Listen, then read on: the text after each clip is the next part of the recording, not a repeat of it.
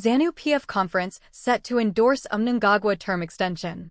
ZANU PF is expected to use its annual conference next week to formally endorse a move extending President Emmerson Mnangagwa's rule beyond 2028, a controversial decision that has divided opinions within Zimbabwe's ruling elite.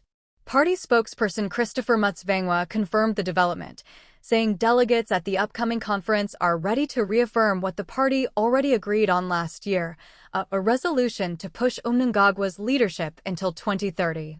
Speaking to the Zimbabwe Independent, Mutsvangwa said the party structures were united behind the president's continued stay in power, praising his leadership and dismissing critics as noisemakers with selfish ambitions.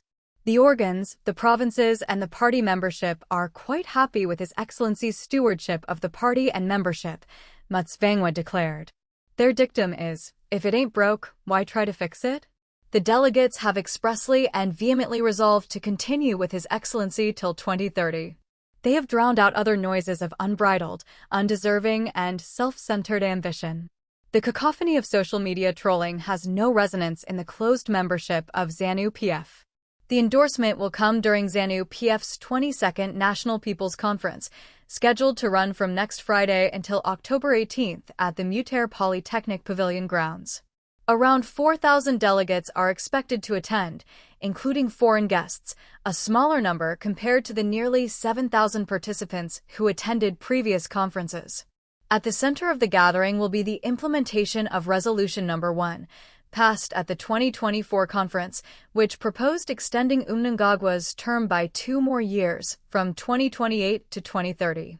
The move, however, has stirred deep divisions within the party and triggered a heated constitutional debate across the country.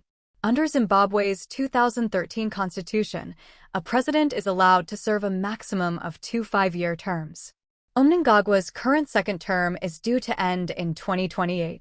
Extending it would therefore require an amendment to the constitution, a process critics warn could set a dangerous precedent for the country's democracy. Legal experts are split on whether the extension would be lawful. Some constitutional scholars, including Professor Jonathan Moyo, argue that while term limits are protected under Section 91 and cannot be changed without a referendum, the length of a single term, governed by Section 95, could be adjusted through a parliamentary amendment requiring a 2/3 majority.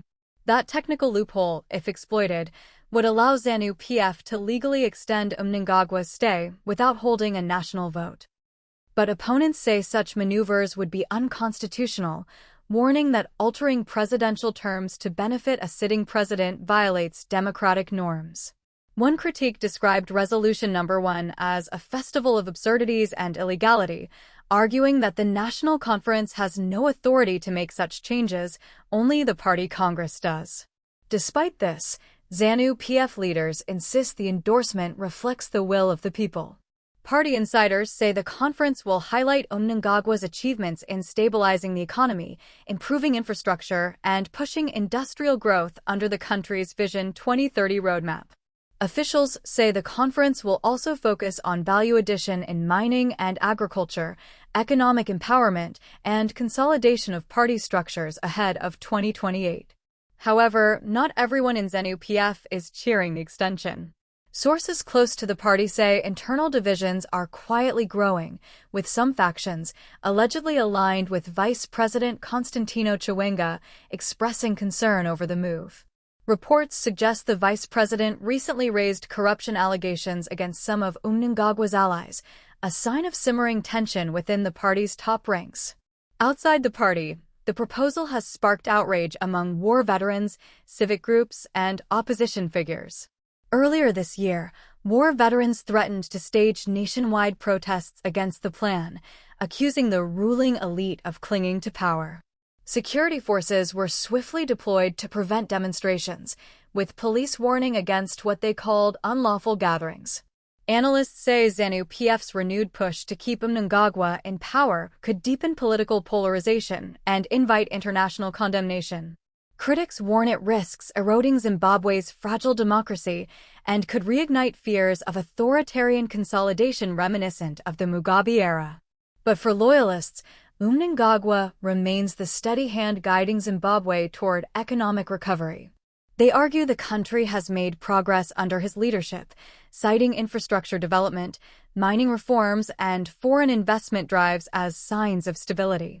As the Mutare conference draws closer, all eyes will be on how ZANU PF navigates the delicate balance between party loyalty and constitutional legality. The outcome could reshape Zimbabwe's political future and determine whether the nation continues on its democratic path or steps closer to another era of extended rule. The conference begins next Friday, with Politburo and Central Committee meetings taking place in Harare before delegates converge in Mutare. Whether the ruling party can maintain unity amid growing criticism remains to be seen, but one thing is certain: the push to keep President Mnangagwa in power until 2030 is already dominating the national conversation.